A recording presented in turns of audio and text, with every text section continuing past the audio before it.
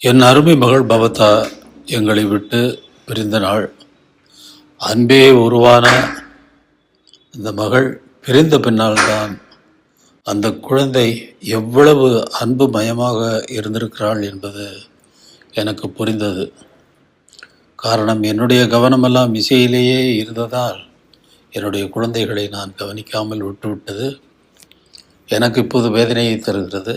அந்த வேதனை தான் மக்களை எல்லாம் ஆறுதல் படுத்தும் இசையாக இருக்கிறது என்பதை நினைக்கும் பொழுது கொஞ்சம் எனக்கும் மனதுக்கு ஆறுதலாக இருக்கிறது.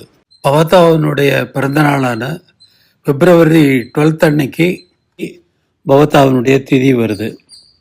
அது ரெண்டையுமே சேர்த்து ஒரு நல்ல நினைவு நாள் நிகழ்ச்சியாக வைக்கலாம் அப்படின்னு சொல்லி ஒரு எண்ணம் இருக்குது. அதில் எல்லா இசைக்கலைஞர்களும் பங்கெடுக்கணும்னு கேட்டுக்கிறேன்.